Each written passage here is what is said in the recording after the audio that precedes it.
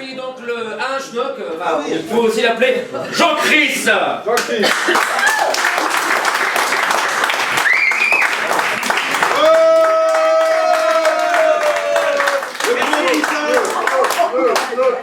Merci, merci. Oui, le schnock, effectivement, parce que la dernière fois j'étais avec mon acolyte et puis là les schnocks sont à Paris actuellement, ils répètent, comme si c'était une excuse. Donc du coup je suis venu tout seul vous raconter un petit peu ma vie. Je sais pas ce que je vais vous raconter d'ailleurs. Oui. Il y a quelques mois. Pardon? Ah, d'accord. Il y a quelques mois, ma copine est venue me voir et elle m'a dit tu sais, bientôt Jean-Chris, on va être 3. Alors moi au début je pensais que c'était sa mère qui allait s'installer avec nous, donc j'avais un peu les boules. Et en fait non, elle me parlait d'un chien. Bébé. Qui c'est qui a dit un bébé? C'est moi, la régie. Oh putain, mais t'es con, mais j'avais même pas pensé en plus. Non, bébé, mais tu es fou, jamais tu parles à ma copine toi hein. Non, elle s'est ramenée avec un chat. Enfin un chat, un espèce de petit, un échantillon de chat quoi, un truc qui rentre même pas dans un kebab quoi. Et moi je vois ça, je me dis mais c'est quoi ce truc? Alors elle était déçue, elle me dit oh mais je comprends pas, je pensais que t'aimais les animaux. Je dis mais d'où tu sors ça toi? Mais d'où j'aime les animaux? Elle me dit si, c'est ce que tu me l'as dit une fois. Je dis mais je te dis ça quand?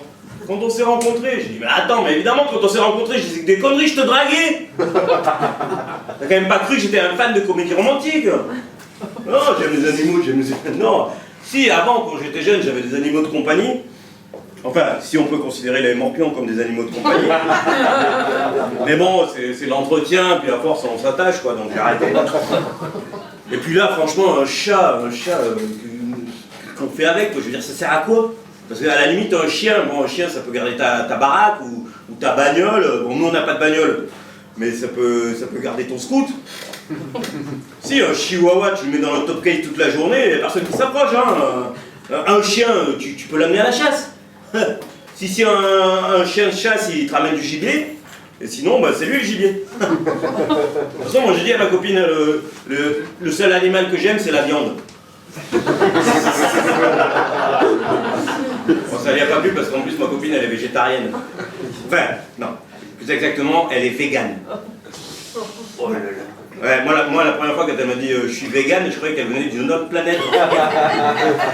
C'est un peu ça. Alors en fait, elle ne mange pas les animaux parce qu'elle considère que nous et les animaux, c'est pareil. On est tous doués de conscience, on éprouve tous des émotions, blablabla. Moi j'ai dit ok. J'ai dit si tu arrives à persuader un lion de ne pas bouffer de gazelle, je te promets, moi je bouffe des légumes jusqu'à la fin de ma vie. Alors là elle m'a dit non mais c'est pas pareil parce que les animaux sauvages ils n'ont pas encore atteint la conscience que nous avons atteint qui nous font dire qu'il ne faut pas manger de la viande. Bon faut savoir on est pareil ou on n'est pas pareil. Non, si, quand même, s'il y a un truc que je dois reconnaître chez les végétariens, c'est quand même les seuls qui font quelque chose de concret pour préserver la planète. Hein, parce que vous le savez tous, la planète est en danger. Et qu'est-ce qu'on nous propose de faire? Par exemple, quand vous brossez les dents, il faut fermer l'eau du robinet. Voilà. La planète est en danger. Non, le tri des déchets, bon, c'est bien, c'est pas mal. Moi, je pense que ce serait mieux si on n'avait pas de déchets déjà. Mais c'est surtout, j'imagine, les extraterrestres qui vont venir dans 200 ou 300 ans sur la Terre, une fois qu'on aura disparu, et qui vont se poser des questions, quoi. Ils vont se dire, mais comment ça se fait, une civilisation si évoluée, des êtres si intelligents, comment ont-ils fait pour s'autodétruire? Et là, il y en a un qui va faire, ah, venez voir, chef, quoi. Regardez, ils jettent leurs bouteilles en verre dans les poubelles grises. Oh, les cons. Tout s'explique alors. Non, moi j'ai discuté avec un copain l'autre fois et on parlait justement de toutes ces initiatives citoyennes qui ont éclos lors de la COP21 l'année dernière.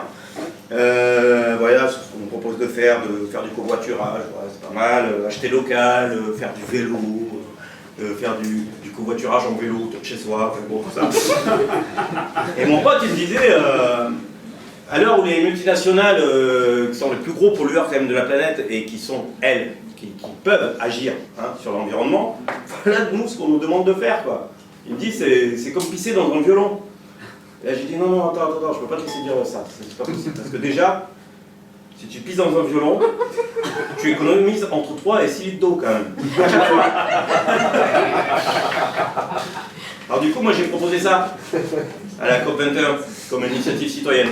J'ai dit voilà, pour sauver la planète, on n'a qu'à tous pisser dans un violon. Peut-être ça fera pas du bien, mais ça peut pas faire du mal. Bon, ils l'ont pas retenu, hein. C'est con parce qu'en plus d'être écolo, c'était rigolo. Hein. On n'est pas obligé de pisser dans un Stradivarius non plus. Hein. Bon, cela dit, si t'as les moyens, c'est la classe. La COP 22. Donc ils ont recommencé cette année, la COP 22. Donc les experts, ils ont déclaré que oui, le réchauffement climatique, c'était une réalité. Et tu m'étonnes, cette année, ils sont au Maroc, l'année dernière, c'était à Paris. Ouais. Non, moi je pense que vraiment, si on veut sauver la planète, c'est pas compliqué. Hein. Il suffit qu'on arrête de se reproduire et dans 100 ans, c'est terminé. Hein. Ouais, c'est un peu radical. Mais il y a un moment, au train où on va, où il va falloir choisir. Hein. On sauve la planète ou on sauve l'humanité. Hein. Peut-être qu'on va pas pouvoir faire les deux. Hein. Alors vous allez me dire, oui, mais c'est dégueulasse quand même pour les générations futures. Ils vont pas connaître la joie d'avoir des enfants. Ouais. Non. Admettons.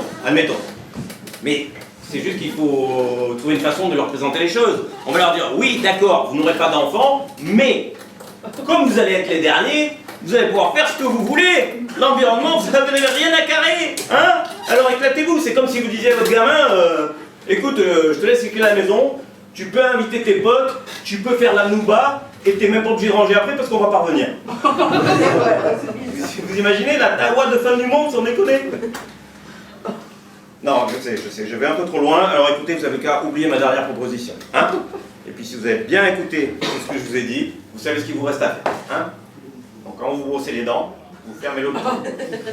Merci.